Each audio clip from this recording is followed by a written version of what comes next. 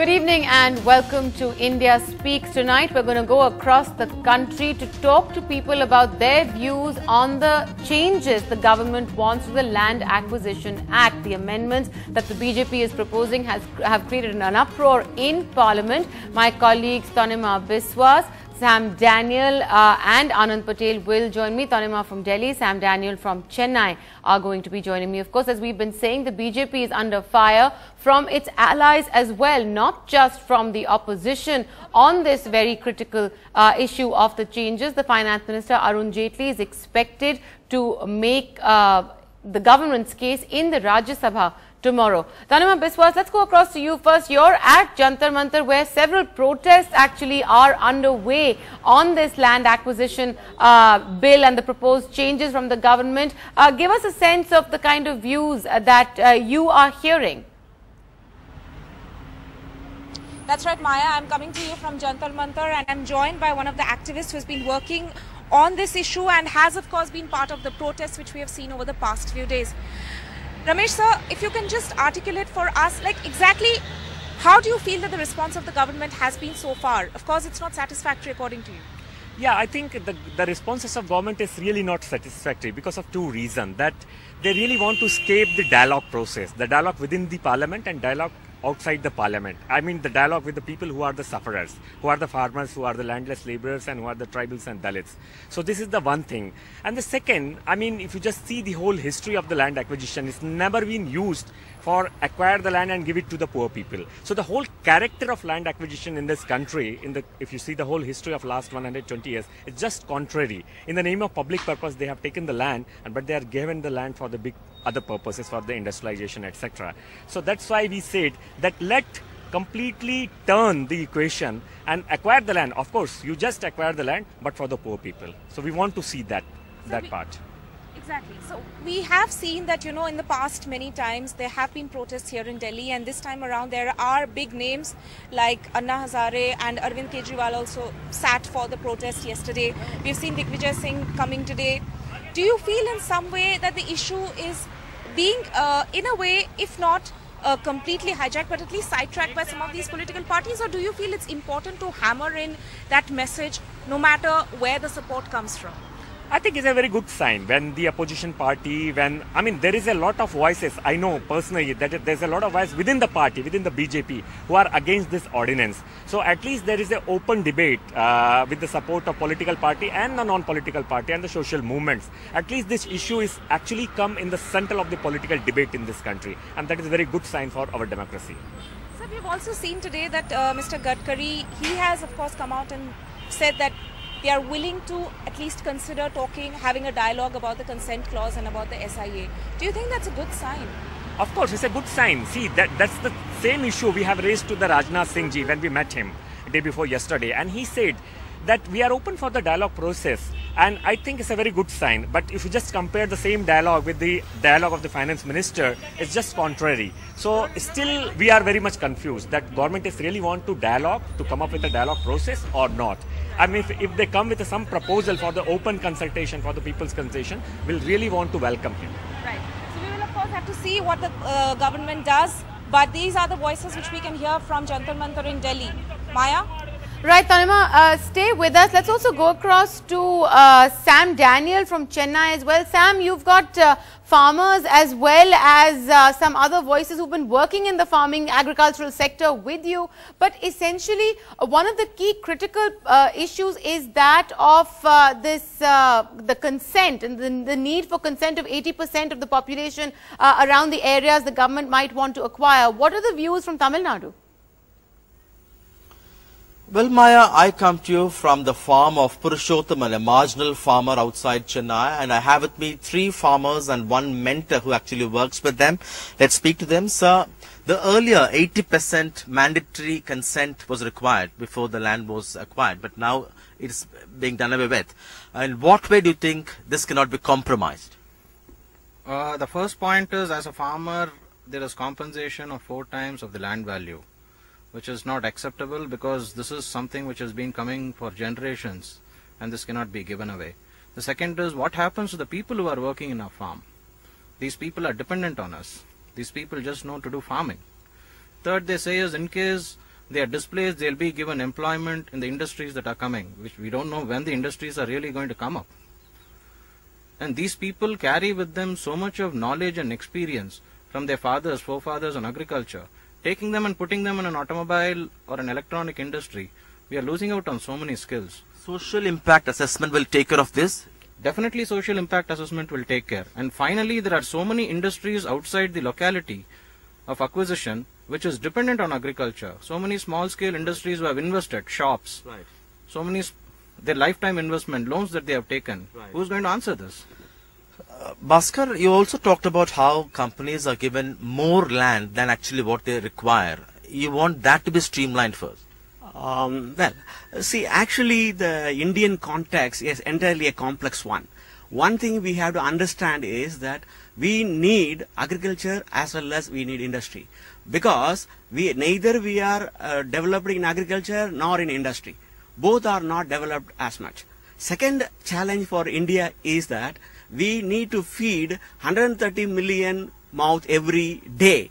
And moreover, every year we have to create 20 million jobs. Right. So how do we do this? Right. So we have to complement each other industry, and we have to understand where we can make our mark. Right. So in this challenge, what we have to do is that we create zoning.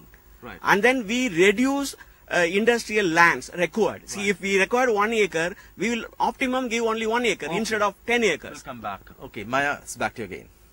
Right, Sam, thanks for those views. Anand Patel, you're also with us. You've heard some of these views coming in from Delhi and from Chennai, but Punjab and Haryana really sort of the heartland of North India's agricultural sector as well.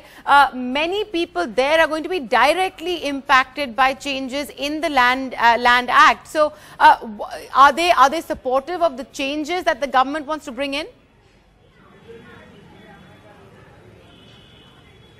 Well, absolutely, Maya. Both these states are comparatively smaller in terms of area.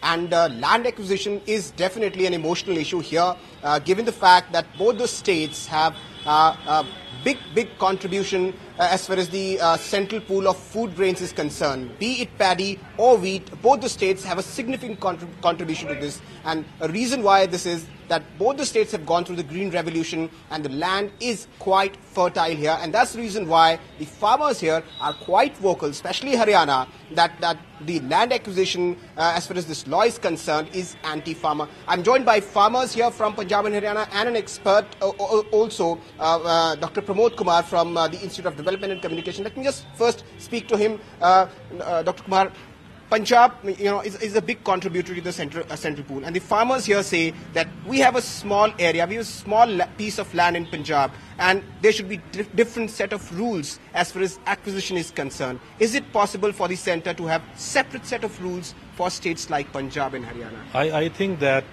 when BJP government is talking about state autonomy, in this case they have not given any autonomy to any state. For that matter, in Punjab, when the land prices are so high, and when it comes to compensation will be uniform, and it will be totally discriminatory against the farmers. Number two, they hurriedly brought this kind of a land legislation, which the BJP has done it to appease the corporates, and also at the same time to overcome policy paralysis charge of the corporates against the Congress. It has applied not his mind in any sense, and that is why you find that this legislation itself suffers from that it has not given even autonomy to the farmers. If a farmer wants to set up, let's say, a solar plant in his own land, they have not given the farmer that kind of autonomy. How to make a farmer an entrepreneur? The whole debate is centered around compensation with consent, compensation without consent. I think both debates are fallacious. It has to be autonomy for the farmer and also autonomy for the states. Right, so different argument there. Let me just speak to some farmers over here. आपसे जानना चाहूंगा, पंजाब और हरियाणा में जिस तरीके से किसान हैं, बहुत मेहनत करते हैं, अच्छी कमाई करते हैं, ऐसे में अगर उनसे उनकी जमीन ली जा रही है, तो आपको लगता है कि क्या पंजाब और हरियाणा जैसे राज्यों के लिए अलग कानून बनने चाहिए, क्योंकि इनकी जमीन बहुत उपजाऊ है, बहुत थोड़ी जमीन है, वो अगर किसी विकास के काम के लिए लेते हैं तो उसके लिए अलग पैमाने होने चाहिए? किसानों की क्या मत है, आप लोग क्या सोचते हैं? देखिए, बिल्कुल जो हरियाणा और पंजाब की जमीन है वो दूसरे स्टेटों की बजाय ज्यादा उपजाऊ है, और ये बिल्कुल सरकार के पास भी इसके आंकड़े हैं, क्योंकि सेंटर पूल में जो अनाज जा रहा है वो हरियाणा और पंजाब से ही 70% पूर्ति वहां की हो रही है।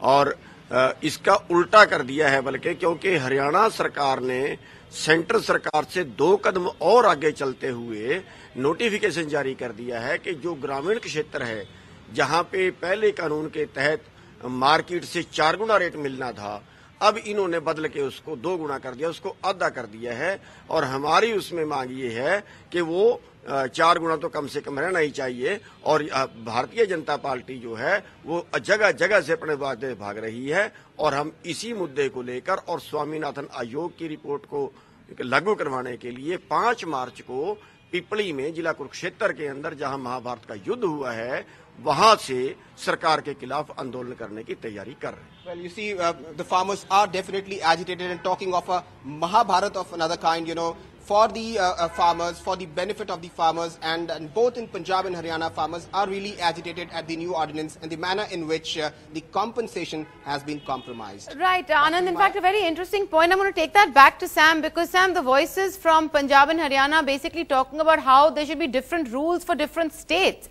Is that something that you're hearing from Tamil Nadu as well? Let's speak to them again, Maya. I have with me Rajagopal and Purushothaman. Sir, many are suggesting, as far as land acquisition is concerned, we should have different rules for different states, taking into account the ground realities. What do you think? One way it is correct, but basically let me tell you, it's a win-win situation for the farmer as well as the industry. The reason is most of the 90% of the marginal farmers are really hungry, going hungry, because the input cost has gone up. All the waterways have, a lot of buildings have come in, so how will they cultivate? So they are really struggling. In such a case, industry can come up, which will definitely improve the employability of the other people, and good things. Very briefly, you are a marginal farmer. What is your take on this? I am telling to the state government and central government cannot occupy the farmers' land. I am doing a 4 acres in land. And 20 people, pure people, as working. They will be going to where? You kindly request to not to take the lands, and that's why are very good for NDTV and that's what people. So strong views indeed, and he's raising a very important point. Who will take care of the farm laborers, Maya? Right, Sam, Anand and earlier Tanima as well. Thanks a lot, all of you, for joining us on the show tonight with all these various opinions. As we said, the Finance Minister, Arun Jaitley, is going to be defending the government's decision to bring in changes to the Land Acquisition Act in Parliament tomorrow. We'll have to wait and see what the government's defense really is, because, as we said, there's also criticism from the government's own allies. It's not just the opposition that has strong views on the government's decision to bring in changes. We'll take a very quick break and come back with lots more.